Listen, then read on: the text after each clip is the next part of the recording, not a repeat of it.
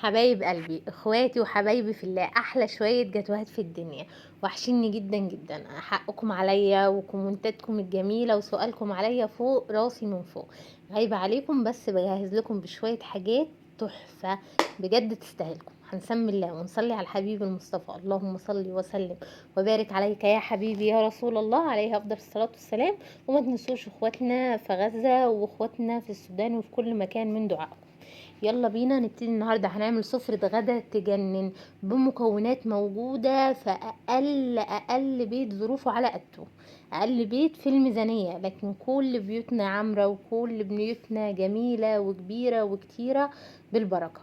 زي ما انتم شايفين كده، انا جبت حله فيها شويه زيت، بصلايه صغيره وقطعتها ناعم، او ممكن تضربيها في الكبه. يا دوب تدبليها، مش عايزاها تاخد لون غامق، يا دوب تدبليها مع الزيت.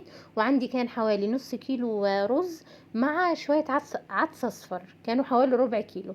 قلبتهم كويس جدا مع بعض. اهم حاجه في الكشري الاسكندراني قلبيه حلو قوي عشان ما يعجنش منك، لان ساعات العدس بينفش وبيعجن مننا. حطيت له ملح، فلفل اسمر، مرقه. بس هما التلاتة دول. وبحط فصين توم بيكونوا مدقوقين في الهون، بصوا بيديله ريحة وطعم يجنن. بحطهم في الاخر خالص. واهم حاجة في الكشري الاسكندراني ان انت تقلبيه كويس قوي عشان يبقى مفلفل معاكي. وما تكتريش المية، حطي يا دوب مية، ولو احتاج زودي حبة حبة، لان في انواع عدس بتنفش وبتعجن. زي ما انتم شايفين والله يا جماعه، شويه البطاطا دول كانوا مركونين، جبتهم غسلتهم وحطيتهم في التلاجة، يعني يمكن داخلين في اسبوع. فانا دايما عاده لما بعمل لهم اكله يعني مفيهاش لا لحمه ولا فراخ، بعمل لهم حاجه حلوه. ممكن نعمل حاجه حلوه بسيطه جدا، يعني زي ما انتم هتشوفوا والله شكل السفره يجنن.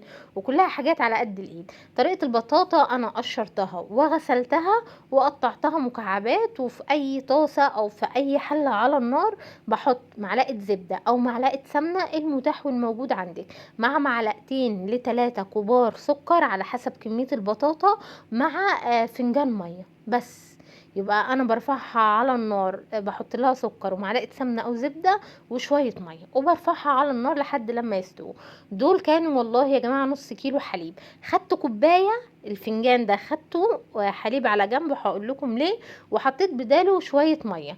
كنت عايزه اعمل مهلبيه كذابه، ما لقيتش عندي نشا، فانا لقيت كاستر. فشويه الحليب حطيت عليهم شويه ميه، حطيت عليهم معلقتين سكر، وحطيت عليهم معلقتين كاستر.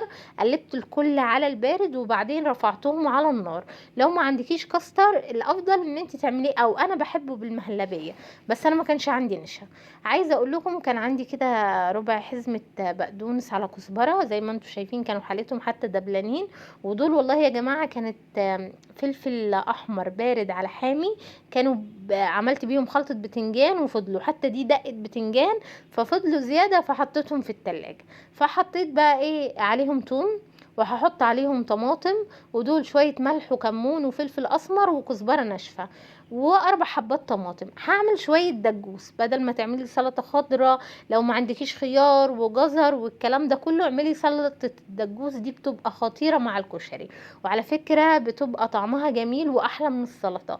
ومش لازم تعمليها سبايسي، يعني انا عملتها نص سبايسي، يعني الفلفل الاحمر ده كان اكتر حاجة بارد مش حامي. تمام، حطي حاجة حامية بسيطة كده لو انت عندك اطفال صغيرين. ضربت كله مع بعض في الكبة. وهنا زي ما انتم شايفين اهو انا بعمل الدجوس، وادي الكاستر والبطاطا بتستوي والكشري اهو بيتشرب، يعني مشغلين الدنيا زي الفل. وهنا اهو حطيت الدجوس بعد ما ضربته اهو. الفوبيا بقى اي نقطة تقع لازم نمسحها. حطيت اهو الدجوس في طبق وكان زي الفل. البطاطا بقى بعد ما استوت خالص بالهراسة، طبعا لو حاجة تيفال او جرانيت او سيراميك لازم نعملها بهراسة بلاستيك او سيليكون. بلاش الحاجات المعدن، لان هي بصي هتبهدلك الطقم. دلوقتي محدش معوض طاسة. فهرستهم كويس جدا زي ما انتم شايفين كده.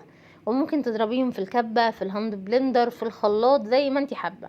بس انا استسهلت بصراحة، وبالهراسة كده اديتهم ضربتين زي الفل. هنا عندي اي صينية، مش لازم بايركس، اي صينية عندك بتدخل الفرن او ان شاء الله طاجن، مش هيقول لا. بندهنه شوية سمنة، وبعدين فردتي فيه البطاطا اللي انا هرستها.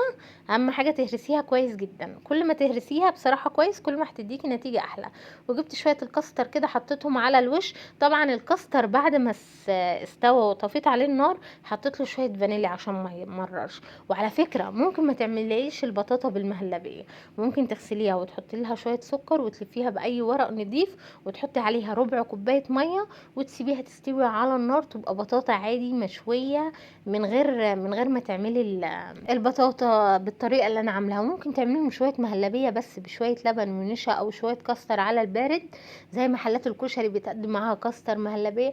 يعني سهلي نفسك والله يا جماعه، هي حاجات بسيطه لو شغلنا عقلنا شويه هنطلع منها احلى ما يكون. كان عندي 3 بيضات فقط لا غير، وعلى فكره كنت ممكن اعملهم من ورا الكاميرا، بس لا، احنا خلينا طبيعيين جدا. بنطلع الموجود في التلاجة عاديه، في اقل بيت وفي اقل الامكانيات وفي اخر زنقه الشهر عادي. وهنا شويه الحليب اللي انا قلت لكم عليهم، كان عندي وحدتين جوافه، عملتها جوافه باللبن. وزي ما انتم شايفين، بالله عليكم قولوا لي ايه رايكم في سفره النهارده. سيرفيس كشري حلو جدا مع شويه دجوس، معه 3 بيضات وقسمناهم كده بالنص، وادي صنف حلو. يعني ده لوحده عشاء، يعني الكشري بالدجوس كده الغدا، ومع العصير والبطاطا بنحبها ساقعه، احلى وجبه عشاء. يبقى احنا كده ضربنا عصفورين بحجر، عملنا عشاء وعملنا غدا كمان، وبمكونات موجودة في كل بيت. يعني مش لازم اكلف نفسي، ومش لازم اجيب. افرض مثلا اخر الشهر، لا، شوية رز وشوية عدس اصفر، وعملتي بقى حلة بقى كشري. ما حصلتش. البيض مش لازم بيض، يعني انا واحدة من الناس كان عندي 3 بيضات، واحنا اكتر من 3، بس قسمت الواحدة على 2. ومش لازم على فكرة عصير جوافة باللبن، ممكن لو عندك شوية ليمون، عصير ليمون وعلى شوية نعناع بقى، وعملنا عصير. مش هيقول لا. الليمون، وحدتين ليمون كده في الخلاط مع شوية سكر وشوية نعناع، وحاجة في منتهى الجمال. البطاطا برضو، عندك بطاطا اشوي، ما عندكش بطاطا عندك شوية حليب اعمليهم مهلبية ودخليها الفرن تاخد وش كده زي البطاطا. او ممكن لو عندك شوية كاستر اعملي لهم شوية كاستر، شوية جيلي. لان دايما لما بتعملي اكلة ارديحي من غير لحمة او فراخ، ممكن بعد شويه حد يجوع، حد يحسها لا، الاكله كانت على قدها. فانت لما اليوم اللي تعملي فيه اكله بسيطه جدا، لما تعملي معاها حاجه حلوه، الوضع بيبقى مختلف جدا، كانك بقى عملتي سفره فاخر من الاخر. والحمد لله على النعمه. ودايما ذكر ربنا والصلاه على النبي في بقك، لان هي دي اللي بتجيب البركه في الرزق وفي الحياه وفي كل حاجه. مش الوصفات ولا الافكار اللي بتجيب لنا البركه، لا، اللي بيجيب البركه حاجتين: الاستغفار والصلاه على النبي. هو ده فيديو النهارده. قولوا لي ايه رايكم في سفرتنا المتواضعه، والله كان طعمها زي العسل، والدجوس كان تحفه. واسفه على التاخير، بحضر لكم شويه حاجات تحفه ان شاء الله تعجبكم جدا.